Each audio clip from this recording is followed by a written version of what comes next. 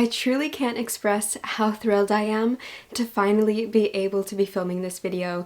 These are my best books of 2024. I am a little late to the party with this video because I had a very busy holiday season and then I got a really bad cold and I haven't felt well enough to film it. So it is now January 21st. I am feeling so much better and I am fully ready to tell you about my favorite books of 2024. This is one of my favorite videos to film every year. It's one of my favorite videos to watch, and I am so excited to share these with you. So normally every year, instead of doing a top 10 or a top 15 best books of the year, I usually split it up into different categories depending on the books that I want to tell you about. I feel like doing it this way, I'm able to better explain why I love these books and highlight different areas of my reading. Anyway, without rambling, I'm so excited. I just want to tell you about these books. The first category is honorable mentions. I always mention some books that I really loved but didn't make like my top favorites. Instead of sharing them with you in the video, I included 12 honorable mentions in my description box. I'm not going to highlight them in the video. I'm just going to direct you to the description box because these are 12 books that I felt wrong not including, but they weren't complete, total, all-time favorites. They're still books that I highly recommend and definitely think you should check out, so I wanted to mention them in any little way, but I also didn't want to mention 12 honorable mentions in the video because I thought that was a little excessive. But I had a fantastic reading year in 2024, which is why I have so many books that I loved and can't wait to tell you about and that I want to recommend to you, but I also wanted it to be very specific. I wanted to try and really pick the books that I loved the most, but it felt wrong for me to not include these honorable mentions. So definitely look at my description box. I loved all of the books that I have mentioned as honorable mentions, and I definitely think you should look into them, and I highly recommend them. My favorite reread of the year has to go to Little Women by Louisa May Alcott. So I first read Little Women in 2018 or 2019 and I fell in love with it. It became one of my all-time favorite classics. These tabs are from when I first read it in 2018 or 2019, and we read it this year or last year for the Game of Tomes book club, which I co-host with Emma, and she fell in love with Little Women. I fell in love with my reread. Something that's a little scary about rereading a favorite book is if it's going to make you feel the same way that it did when you first read it, or are your feelings going to change? I was really nervous about how I would feel on a reread, and I ended up just completely falling in love with it all over again. This story is such a beautiful coming of age following four sisters in the 1800s in America, in Concord, Massachusetts. And it's just all about growing up and siblinghood, sisterhood, coming of age, figuring out what you want to do in the world, who you want to be, navigating love and romance and youth and growing up and growing older, and it's a gorgeous exploration on sisterhood. And I have an older sister. It's just the two of us. It's just me and my sister Claire. She's 3 years older than me, and I really love and want to read more books about siblings, especially sisters, and I feel like Little Women is so universal. That's what is the best thing about classics, is the themes found in so many classics. Why they stand the test of time is because they cover universal themes that time doesn't really affect. And I just love reading about these sisters. I can see so much of myself, little parts of myself in each sister, and I just adore this story so much, and it was an amazing reread, and I'm so glad that we read it for the book club and that Emma also enjoyed it. We're gonna probably have that discussion very soon. We haven't yet because we haven't had the time, and anyway, but I'm really excited to talk to her more about Little Women, and I can't wait to share those thoughts with you guys. The next category is nonfiction. My favorite nonfiction books.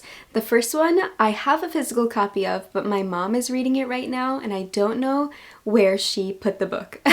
But the book is, I'll put a picture up, it is The Third Gilmore Girl by Kelly Bishop. This is a memoir by the actress that played the grandmother in Gilmore Girls. Gilmore Girls is one of my all-time favorite shows. It is my favorite comfort show. I just love it so much, and it means the world to me. And so when I saw that Kelly Bishop was coming out with a memoir, I got ridiculously excited, and I read it immediately. And I loved it. Oh my gosh. Hearing about Kelly Bishop, so she's an incredible actress, but she actually started her career on Broadway, and she was just an incredible dancer, an incredible Broadway star, and I loved hearing about her life and hearing about her career and how it led her to being on Gilmore Girls. And Emily Gilmore is one of my favorite characters on Gilmore Girls. I think her character is so strong, and I loved hearing how Kelly Bishop felt about her own character. She talks a little bit about how she felt about Emily and how she felt playing Emily and her experience on Gilmore Girls, which was so great. But I really think one of my favorite parts was just hearing about her life and her experience being on Broadway and being a dancer and trying to make it in the big city, in New York City. I just loved it, and it was amazing. My other favorite nonfiction that I read in 2024 has to go to 84 Charing Cross Road by Helene Hanff. I loved this. I loved this so much, and everyone needs to read it. If you love books, you need to read this book. So this is a nonfiction book. It is a series or a selection of letters between a writer based in New York City and a bookshop, a secondhand bookshop in London, and it is at 84 Charing Cross Road is the location of the bookshop in London. And this writer, Helene Hanff, contacted this bookshop looking for specific books. I thought it would be fun to read you the first letter so that you can get a taste of not only what the book is like, but Helene Hanff's humor is one of my favorite aspects of this book. Gentlemen, your ad in the Saturday Review of Literature says that you specialize in out-of-print books. The phrase antiquarian booksellers scares me somewhat, as I equate antique with expensive. I am a poor writer with an antiquarian taste in books, and all the things I want are impossible to get over here, except in very expensive rare editions, or in Barnes & Noble's grimy, marked-up schoolboy copies. I enclose a list of my most pressing problems. If you have clean second-hand copies of any of the books on the list, for no more than $5 each, will you consider this a purchase order and send them to me? Very truly yours, Helene Hanff. This is basically just a love letter to books. As she corresponds with this bookshop, they become really good friends, and it's just a beautiful, true story of friendship through letters and across an ocean, and it's between this writer and this bookshop, and she's from New York and they're in London, and I love how she loves the UK edition. She talks about how terrible the US editions are and how their friendship really grows over time and through these letters, and the ending is so heartbreaking and beautiful, and this just affected me so much because it's a true story. This happened, these letters are real, and I'm so glad that they published them because it really just shows the connection that you can make through a love of books and through literature. And if you love books, you have to read this book, basically. It's just required reading. Moving on to my favorite children's books that I read in 2024. The first one is The Skull by John Klassen. It's quite dark for a children's story. First of all, John Klassen. This is my first John Klassen book. I am an illustrator, if you don't know, and I went to art school for illustration, and I love being an illustrator, and I love reading and viewing different illustrators' works. John Klassen is an illustrator that I have been meaning to read for such a long time, and I finally picked up The Skull because I've heard amazing things about it. It's quite a longer picture book, and like I said, it's very dark. The illustrations are also just absolutely breathtaking. This is not only an incredible story, but just the illustrations are such a feast for the eyes.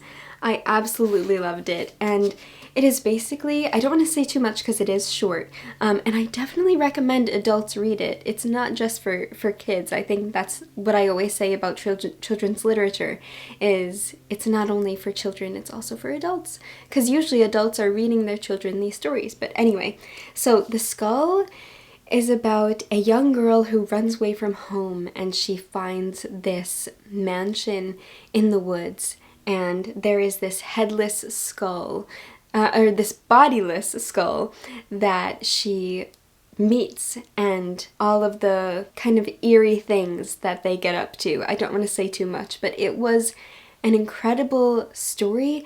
The writing was so succinct but very gripping, and unlike any children's book I've ever read. As it says on the beautiful title page, it is a Troilian folktale, and so it is inspired by a folktale, but this is kind of John Klassen's reimagining of it. He writes a really great afterword at the end of the book where his inspiration for the story came from. It's also very good for like autumn into winter because it is very snowy.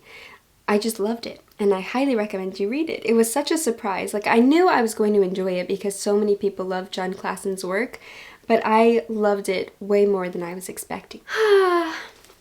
My next favorite children's book was The Complete Brambly Hedge by Jill Barklam. This is a beautiful collection of stories following different mice families in a hedge, and it is called Brambly Hedge, and it is just the sweetest. Oh, I bought a bookmark from Waterstones. They had these amazing Brambly Hedge bookmarks, and I had to get one, and now I keep it in Brambly Hedge. As you can see, the illustrations are absolutely stunning and just completely mind-blowing. Like, the detail that Jill Barklam is able to capture in these illustrations is unbelievable. My favorite stories were probably Winter Story, The Secret Staircase, and The High Hills. The other stories in this collection are Spring, Summer, Autumn, Winter, The Secret Staircase, The High Hills, Sea Story, and Poppy's Babies. This is just one of the most beautiful books I have ever laid my eyes on, and the stories are so quaint and charming. If you love cottagecore, then this is the perfect book for you. No matter your age, like I say about children's literature, you can be any age to read this and love it, and my husband and I read it together and we both fell in love with it. I think his favorite story was The High Hills in particular, but he also loved Winter Story as well. They're just so charming and beautiful, and I loved them. And I want to live in Brambly Hedge. I want to be a little mouse living in a tree in Brambly Hedge. That's all I want. The next three categories are my favorite middle grade books. These are 3 books written by Kate DiCamillo. Kate DiCamillo has been my favorite middle grade author since forever. I have loved her books since I first read them as a child. Her first book, Because of Winn-Dixie, is an absolute classic, and these are her 3 most recent books. So at the beginning of the year, I read The Puppets of Spellhorst, and then I read Ferris, and then I read The Hotel Balzar. I swear we share the same brain or the same heart or the same soul, because everything she writes about I feel so connected to, and they're themes that I love. The Puppets of Spellhorst is about these puppets that are anthropomorphized. They do have thoughts and feelings of their own, and it's about them kind of finding their destiny in a way, and the lives that they affect, the people that they affect. I love a book that anthropomorphizes inanimate objects. It's just one of my absolute favorite things, and I adored that in this book. It reads a lot like a classic because it's set back in time. There's really no specific time, I believe, that it's set in, but it feels very historic and like an old classic, which I just love. Ferris is a bit more modern. I'm just gonna read you the inside flap so that we're not here all day long, but it says, "It was the summer before Emma, who everyone called Ferris, went into the 5th grade. It was the summer that the ghost appeared to her grandmother, the summer that Ferris's sister, Pinky, devoted herself to becoming an outlaw, and the summer that Uncle Ted left Aunt Shirley and moved into the Wilkie basement to paint a history of the world." It's a very wacky story following this main character and her family, and it's a really sweet love story. It says on the back, every good story is a love story, and I really enjoyed it, and it's Kate DiCamillo, so like, of course I enjoyed it. I also want to mention that The Puppets of Spellhorst is illustrated by Julie Morstad, and the illustrations are absolutely breathtaking. How unbelievably gorgeous is that? Oh my gosh, these illustrations are stunning. Then The Hotel Balzar is illustrated by Julia Sarda, who I love. I love Julia Sarda's work so much, and the end papers are gorgeous. The illustrations are so incredibly beautiful. And The Hotel Balzar is set in a hotel. Again, I'll read the flap so that we're not here all day. So it says, "At the Hotel Balzar, Marta's mother rises before the sun and instructs Marta to remain quiet and invisible like a mouse. While her mother cleans rooms, Marta slips down the back staircase to the grand lobby to chat with the bellman and watch the endless turning of the grandfather clock. All the while she dreams of the return of her soldier father. Then one day a mysterious countess with a parrot appears. She promises Marta 7 stories, and as the stories unfold, Marta begins to wonder if they may hold the secret to her father's disappearance." It is a beautiful story about family and about storytelling itself. I loved it. I loved it. So, will I ever shut up about how much I love Kate DiCamillo? No. So just please read her books. She is an incredible writer. And of course, like I always say about children's literature, especially middle grade, they are ageless books. You can read these at any age, no matter how old you are. And I loved them. The next category is my favorite sci-fi of 2024. I really only read one. I don't read a lot of sci-fi, and this one isn't even very sci-fi. It's a bit more literary fiction, but that is Orbital by Samantha Harvey. This is the winner of the Booker Prize for 2024.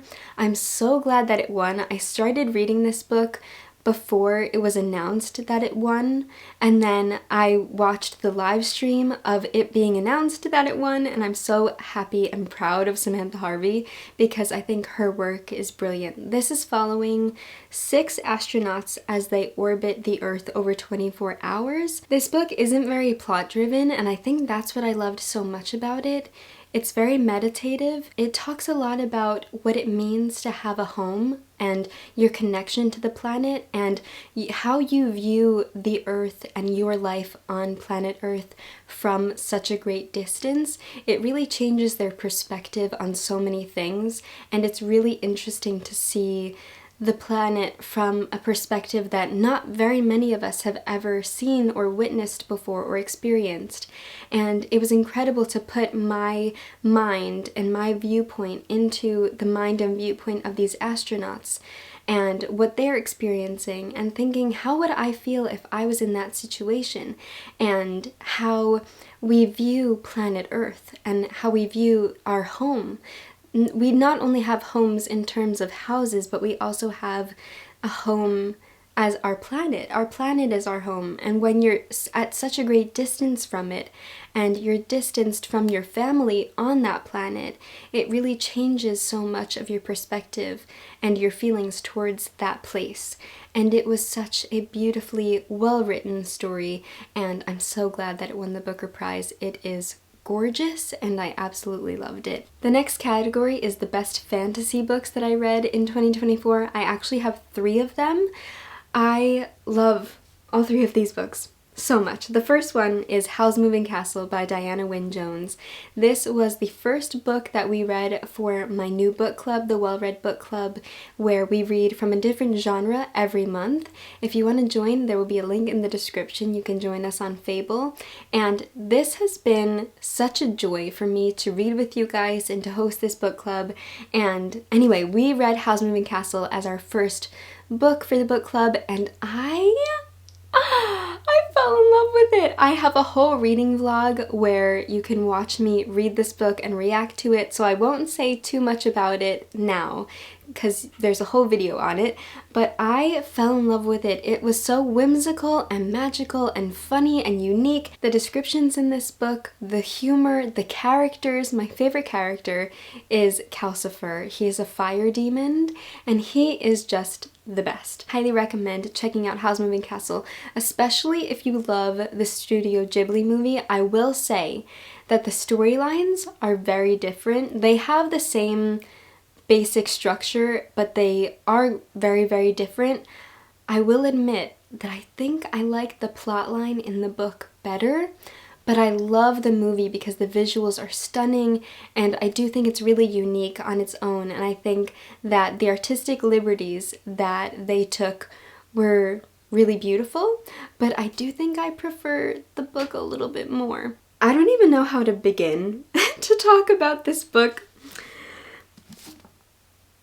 It's the Fellowship of the Ring. So this year, Emma and I read the whole Lord of the Rings series for the Game of Tomes book club, and we fell in love with it. We absolutely fell head over heels in love with Tolkien's writing, in love with the worlds of Middle-earth. I get it. I get it. Okay? I get it. All these years, I really did, in the back of my mind, think, you know, is Lord of the Rings really that good? Yes. Yes, to answer that question, yes it is. Especially The Fellowship of the Ring. It was my favorite of all three books, or it's really one book, but Fellowship was my favorite part. The songs, the writing, I loved the characters.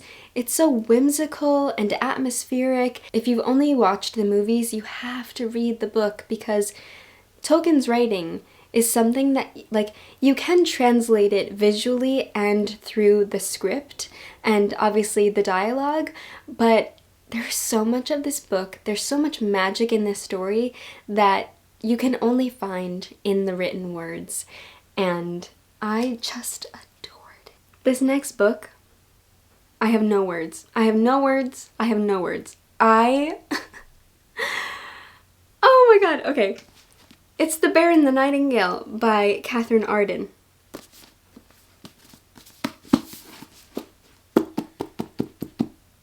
Oh, no words. Truly, truly no words. So, okay, this is set in Russia, a medieval setting, following our main character, Vasilisa, and where do I even begin? Oh my god. This is based on Russian folklore. I want to call it subtle fantasy. It felt very classic. It felt like a classic Russian novel, and if you know me, you know I love Russian literature. I did a whole Russian series on this channel, a Russian literature series that I really want to bring back because I miss Russian literature so much, and this book is a big reason of why I am so excited to read more Russian literature again. And the culture, the history, the folklore, the atmosphere, the moodiness of this book, the characters, I just cared so much about this book. This is the book that I feel like I was the most invested in the entire year, which I will talk about a little bit later. To put it simply, I just could not and did not want to put this book down. I read this so voraciously. That's it. That's all I have to say. I don't want to tell you too much about the plotline. I think it's really fun to discover and read on your own. That's all I have to say. The next category is Best Classics that I read in 2024. The first one has to go to James Baldwin's If Beale Street Could Talk. This book ripped my heart into shreds, and I loved it. We are following Tish and Fani. Tish is a 19-year-old girl in love with Fani. Fani is a young sculptor who is the father of her child, and Fani gets falsely accused of a crime and imprisoned, and it's about their family trying to prove that Fani is innocent. It is a book about injustice and family and love. The way James Baldwin writes his stories, you can't help but feel incredibly connected to the characters. His writing just goes straight to the heart and soul and will affect you and make you think about these people as if they were real. This story felt so authentic and so true. It's a book that I feel like everybody should read. I have now read this book and Giovanni's Room by James Baldwin, and I loved both of them, and I really want to read more from him moving forward. So I'm so glad that I read this in 2024 and that it became a new favorite, and I can't wait to read more from James Baldwin. The next classic is a beast. If I could only call one book that I've ever read a drama queen, it would be this one. It's The Count of Monte Cristo by Alexandre Dumas. We read this for the Game of Tomes book club, and it became one of Emma's all-time favorites. It became one of my all-time favorites. My husband read it with us. It became one of Leon's all-time favorites. It is a book that is so gripping, enthralling, dramatic, theatrical. In the beginning, we are following young Edmond Dantes as he is kind of going about life and in a very good position. He's engaged to a beautiful girl who he loves. He's doing well in his career, and he's just in a good place. And because of that, there are these men that are very jealous of him and jealous of the things that he has, and they ultimately manipulate his life and accuse him of a crime. Again, like If Beale Street Could Talk, he was accused of something that he did not do. He was accused of being a supporter of Napoleon, and then he is sent to this prison, which is basically just on an island, and it's very remote. It's about, I think, 14 years that he is imprisoned on this island, and how he then comes into a very large sum of money, and how he gets revenge on everybody that ever did him wrong. It kind of felt like a soap opera, and I mean that in the best way humanly possible. I loved Edmund as a character.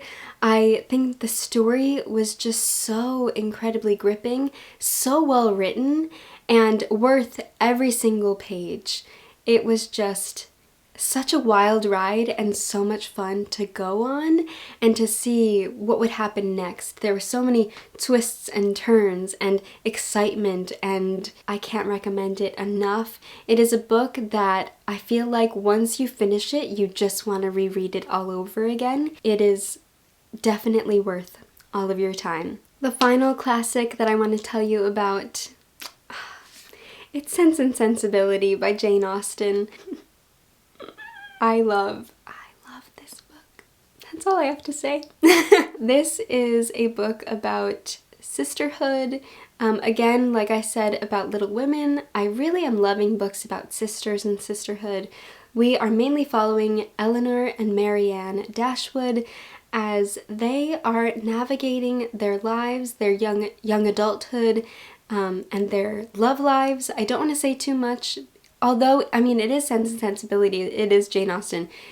I'm sure a lot of people know what this book is about. But if you don't, I kind of feel like it's so exciting when you don't know what a Jane Austen is about, because then you just get pleasantly surprised by Jane Austen's wit and her wonderful, glorious writing. I am a huge Jane Austen lover, fan.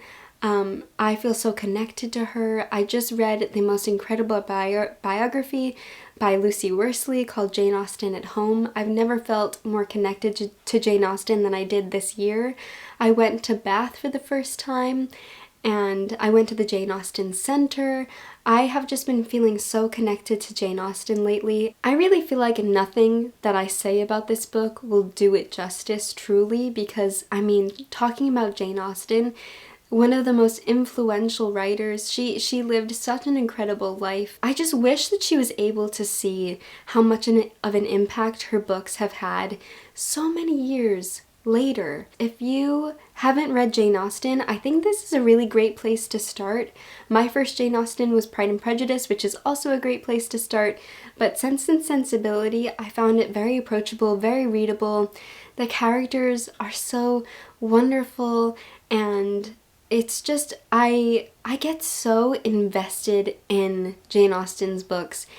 I just want to be a main character or even a side character. I just want to live in Jane Austen's world, and going to Bath for the first time and seeing a city that she lived in and she wrote about, it felt like I was in a Jane Austen book, and it was unbelievable. If you're a bit intimidated, I would maybe say watch an adaptation first and then read the book. That's what I did when I started my Jane Austen journey. I think it really helps a lot with being able to visualize the characters and what's going on if you're a bit nervous about her writing style, because I will admit that her writing does take a little bit of getting used to. Once you've read a lot of classics or read a lot of Jane Austen, then I do think you're more comfortable and familiar with her writing style and her humor and the way that she structures her narratives. But I just can't recommend Jane Austen's literature enough. She just shaped literary history in a way that few writers have,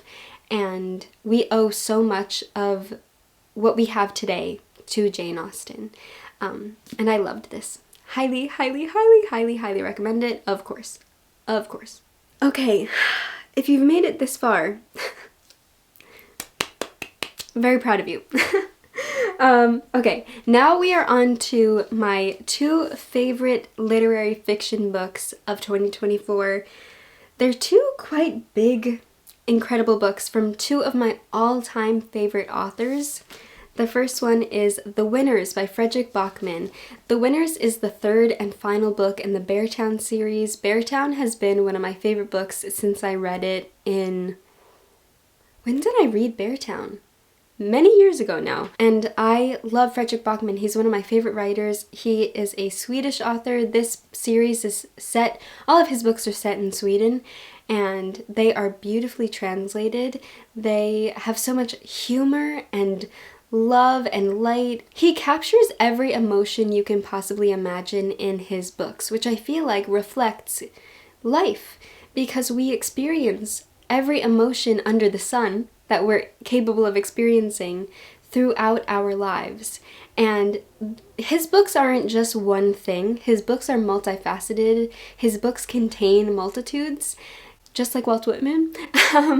And they are just so impactful. Okay, this might be kind of a weird metaphor or analogy, but if my heart had a little bookshelf and I could only keep certain books on that bookshelf, at least one Fredrik Backman book would be on that bookshelf, because his writing just hits me in a way that no other writing does. Anyway, The Winners is the last book in the Beartown series, like I said, so I don't want to tell you too much of what it's about. It's still following the multiple characters in a town called Beartown, and it's a hockey town, which basically just means that everyone is obsessed with the hockey team of that town, and really, their lives revolve around this junior hockey team, this boys team.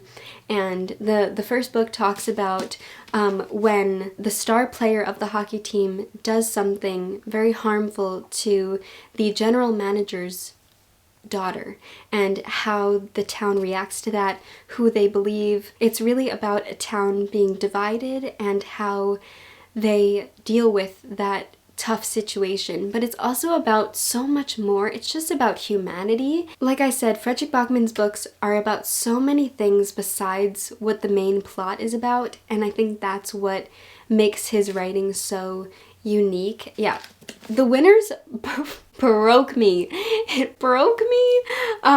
I cried multiple times while reading this book because I'm so connected and invested in the lives of these characters now that we've been following them for such a long time, and I'm so happy with how he ended it and how he handled this last book. But I read it over a decently long period of time, and even now, I still don't feel like I'm over it.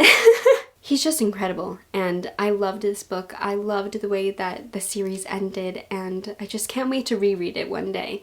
And I can't wait for more of his books to come out. I believe he's coming out with a new book this year. Oh, what is it called? Something Friends? Cannot wait. Cannot wait. And the second literary fiction book that is one of my all-time favorites that I read in 2024, that is Intermezzo by Sally Rooney. Sally Rooney is one of my favorite authors. She is a fantastic, brilliant Irish author that everybody talks about. Everybody knows her.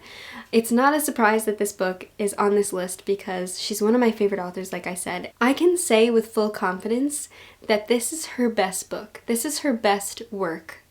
And if you have read Sally Rooney, and if you've read her other books and you didn't really love them, maybe you didn't like the fact that the characters just keep miscommunicating and that it feels, I don't know, something about it just didn't work for you, I would still really try reading Intermezzo because it really felt unique to her other books. It felt very mature. Normal People is one of my favorite books of all time. I love Normal People so much, but Intermezzo felt like a more mature version of Normal People in a way, in terms of the writing, in terms of the subject matter, in terms of how the characters communicated with one another.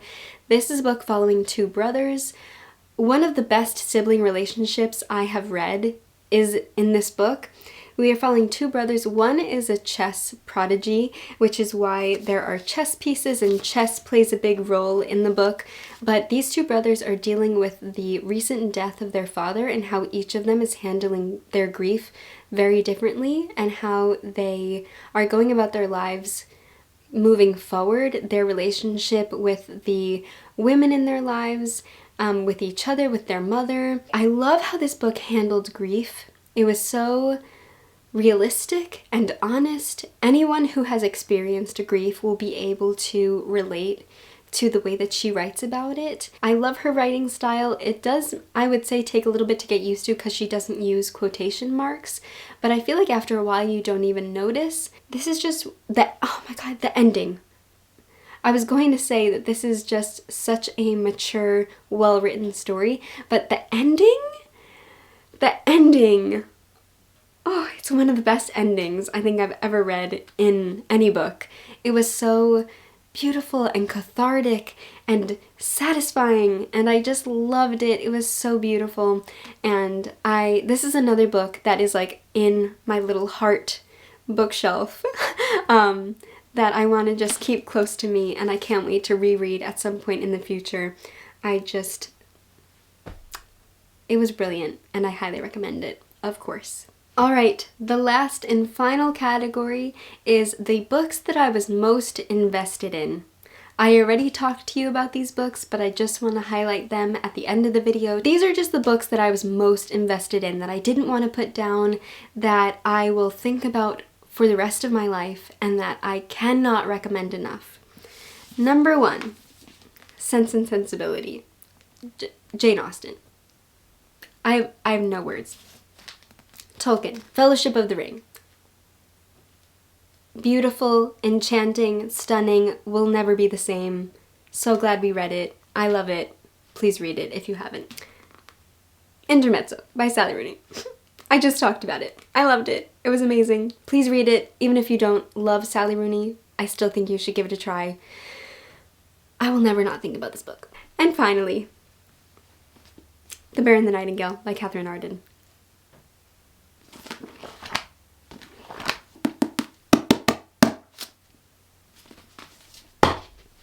We did it! We did it! Those are my best books of 2024.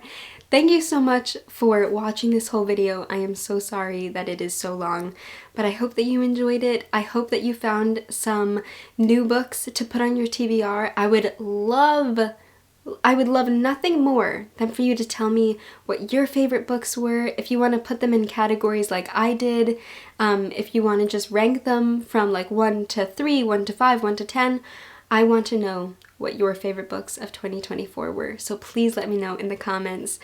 I can't wait for 2025. My reading year already, it's January 21st. I have been reading Banger after banger. I have already had 3 5-star reads, or 2? 3? My reading year has been off to an impeccable start, and I can't wait to keep reading in 2025. Anyway, thank you so much for watching. I hope that you enjoyed, and I hope you're having an amazing 2025 so far. I will see you very soon in another video, and as always, happy reading!